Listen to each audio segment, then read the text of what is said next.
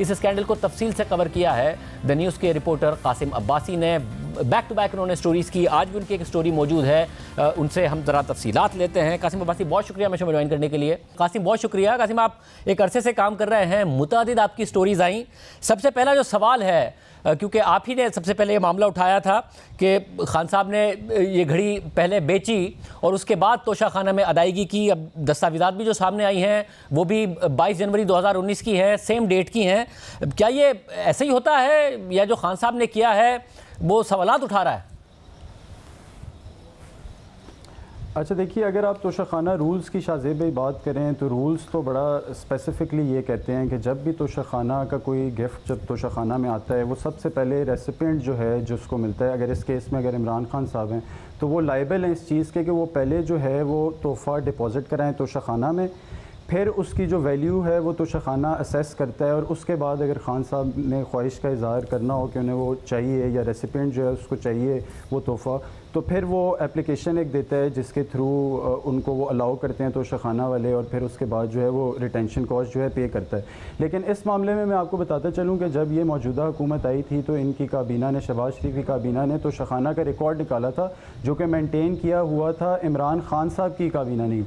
تو اس توشہ خانہ کے ریکارڈ میں کے مطابق جو ہے وہ بڑا اسپیسیفکلی یہ فائنڈنگز تھی, اور یہ حکومت کی فائنڈنگز تھی. میں آپ کو یہ بھی بتاتا چلوں کہ خان صاحب نے پہلے اوپن مارکیٹ میں, یہ بجائے اس کے کہ خان صاحب اپنی جیب سے اس کی پیمنٹ کرتے اور وہ ریٹین کرتے, انہوں نے وہ گھڑیاں توشہ خانہ میں ڈپازٹ کرنے کے بجائے ان کو پہلے اوپن مارکیٹ میں بیچا, اور اس کے بعد انہوں نے جو ہے جو ان کو جو ریٹینشن کاسٹ تھی وہ انہوں نے توشہ خانہ میں آ کے پے کی. اچھا, اس میں ایک اور انٹرسٹنگ چیز یہ ہے کہ شاہ زیب بھائی کہ آپ کو پتہ ہے کہ جو عمران خان صاحب تھے انہی کی حکومت نے جو ہے پہلے 20% تھی ریٹینشن کاسٹ, انہوں نے 50% پہ کر دی تھی. لیکن اگر آپ اس گھڑی کا دیکھیں, اس کی جو اسیسڈ ویلیو تھی وہ 10 کروڑ روپیہ تھی جو کہ توشہ خانہ نے یہ اسیس کی تھی.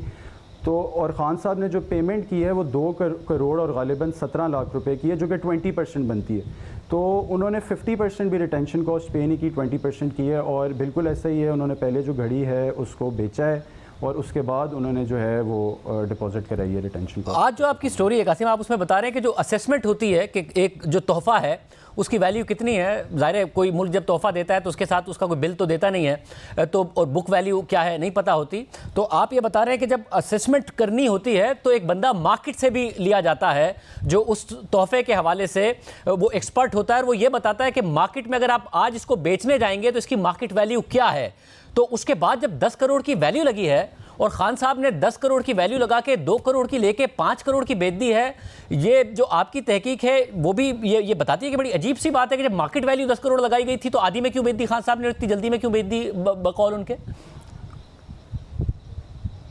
بالکل ایسا ہی ہے. دیکھیں کہ یہ اس طرح اصل میں ایکچولی پروسیس یہ ہوتا ہے کہ جب ویلیو اسیس توشہ خانہ کرتا ہے تو 2 لوگ ہوتے ہیں جو کہ انوالو ہوتے ہیں ایٹ فرسٹ سٹیج. پہلا ہوتا ہے ایف بی آر کا ایک آفیسر ہوتا ہے, اپریزر آفیسر ہوتا ہے, گریڈ 16 کا ہوتا ہے, ایک وہ ہوتا ہے, اور دوسرا جو ٹائپ ہوتی ہے گفٹ کی, فرض کریں اگر کارپیٹ ہے تو انڈیپینڈنٹ ایک کارپیٹ کا کوئی ڈیلر یا بزنس مین جو کہ جس کو ایکسپرٹیز ہوں اس سبجیکٹ کے اوپر, اس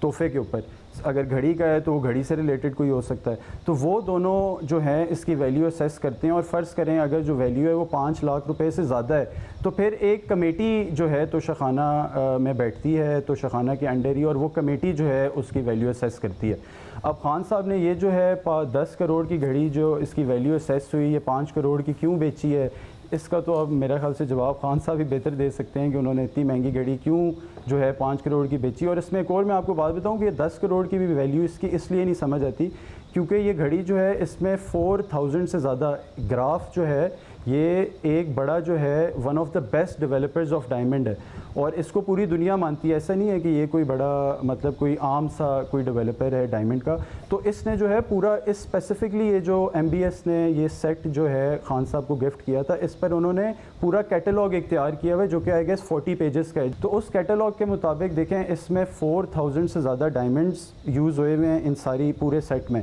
اور اس کے جو ویٹ ہے جو کہ کیرٹس ہوتا ہے وہ 41 پوائنٹ سمتھنگ ہے, مطلب 41 کیرٹ سے بھی زیادہ ہے. اور اس کے میں آپ کو بتاتا چلوں ڈائمنڈ کو کوئی ایگزامن کرنا ہو نا تو اس کے 4 C's ہوتے ہیں, کٹ ہوتا ہے, کلیئرٹی ہوتا ہے, کلر ہوتا ہے. تو یہ جو 4 اسکیلز تھے ان سب کو گراف نے جو ہے وہ پریمیم اسکیل پہ رکھا ہوا تھا, مطلب ایکسلنٹ تھے.